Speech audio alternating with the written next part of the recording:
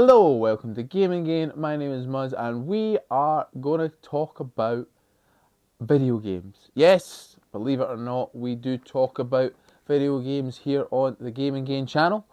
We're going to talk more about the industry of video games, and we're going to critique it.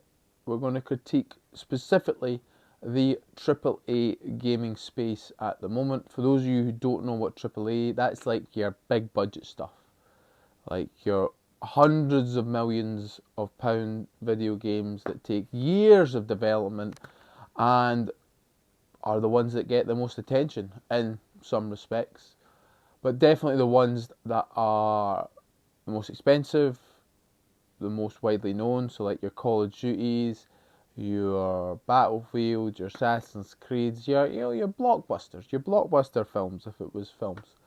And I'm going to kind of give you my opinion on where I'm at in terms of the video game and how my views on gaming are kind of changing, and the games I want to play are becoming more doubly indie, like independent games. So 2024 for the video game industry, AAA wise, was horrendous. Like let's not beat around the bush here. It was layoffs. There was like just stinker after stinker. You look at perhaps one of the biggest flops in gaming to date with the Sony exclusive. Sorry, I had a brain fart. Concord. Alright? This game was pulled off of shelves, pulled off digital marketplaces after 2 weeks, and then cancelled.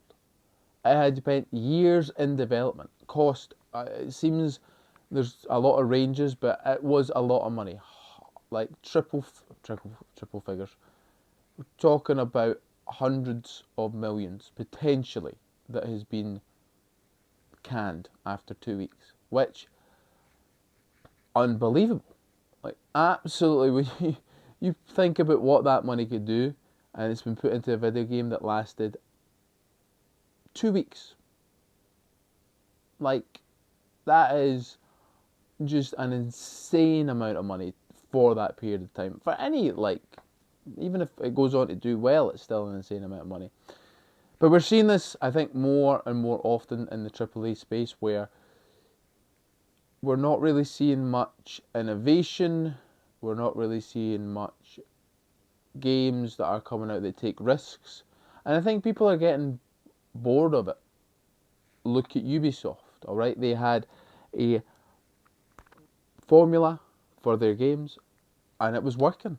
Like, I've been put off Ubisoft for a long time because I know exactly what their games are. They're big open worlds, lots of icons on the map. Do you get your money's worth?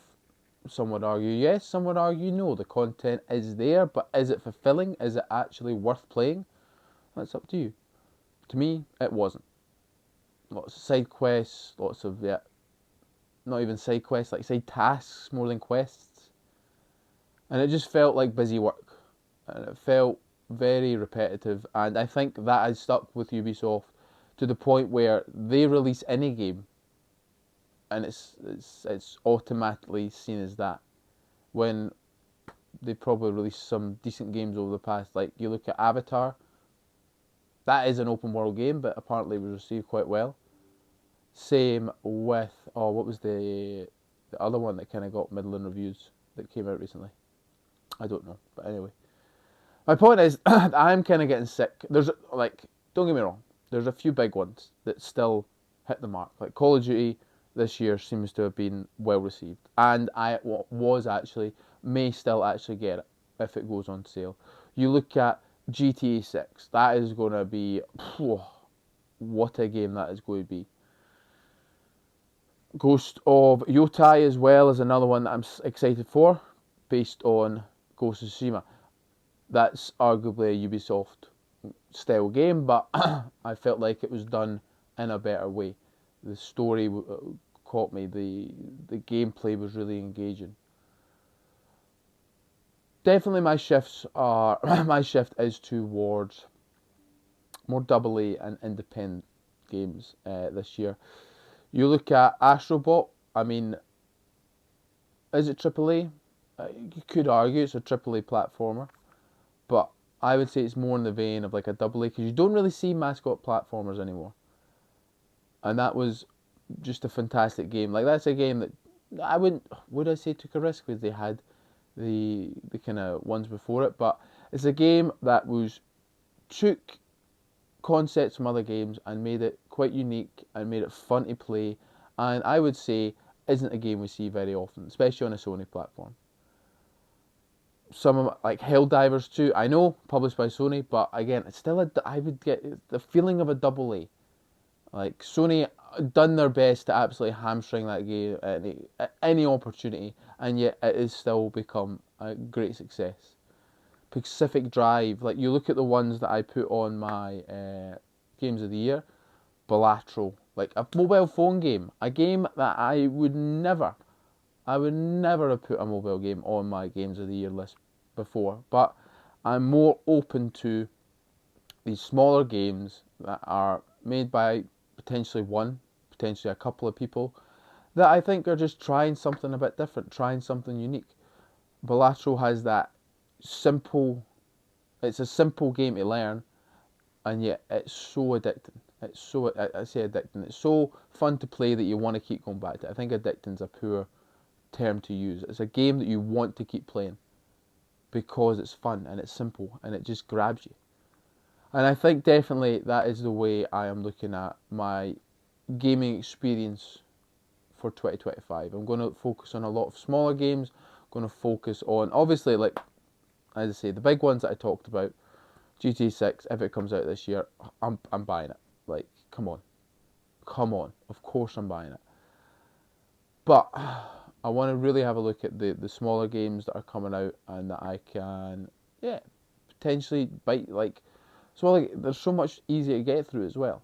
Like, I feel like there's more reward in completing a game than doing all the side quests, and you kind of get fatigued of it and you stop halfway through. Like, finishing a game that lasts like 5-6 hours at a decent price, more than worth it. More than worth it. I also invested in a Steam Deck, so that's going to help with that. I'll do a video on that shortly.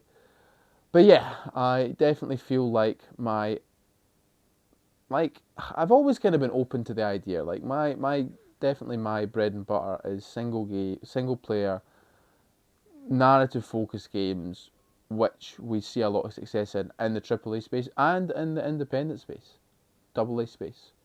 So I've kind of maybe already had those thoughts, but it definitely feels like in the past year I really noticed my feelings towards AAA games lessen and my opinions on AA and independent games really heighten and be more interested in those types of games.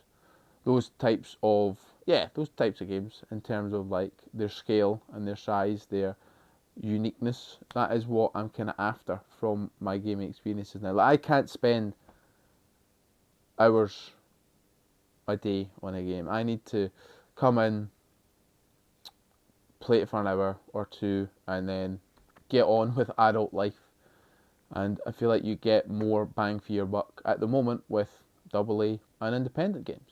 So that is just my opinion. That's just what I'm thinking. That's just my vibe that I'm going into 2025 with. Support the little man. Support the little man. That's what I'm all about. Shop local. Shop local. I mean, it's hard to do with video games, but you get support people who I think are trying to push the boat out, create new and unique ideas. Not all of them are going to work. Don't get me wrong. There's some absolute horrendous games that have come out from AA as well and independent, but you just the AAA ones just, I don't know, they just feel like more of a kill the Justice League. That is what a terrible game that is. Another massive flop. Like another wow. How did you not see this coming? Like how did you not look at this and go, yeah, this probably isn't going to work. But I digress. What's your thoughts on the video game industry at its current stage. Are you in agreement with me? You think AAA is kind of maybe on the way out? Skull and Bones, quadruple A, load of crap. It's ridiculous. It's ridiculous. I won't get into Skull and Bones. That's a whole nother topic. Anyway, hopefully live service goes as well. I'll throw that in there. Yeah, let me know down below what you think. Do you agree with what I'm saying? Do you disagree? Are you like, nah, AAA, love the big badge? And don't get me wrong, that's just my opinion. If you love that stuff, if you're having a blast, more power to you. But I just feel this is the way I'm kind of getting into the way I'm kind of thinking about video games now, and what I'm wanting to focus on going forward is those smaller games. So, with all that being said, all that's left to say is any thoughts, comments, general hostile remarks, leave them below. Thank you very much. Bye bye.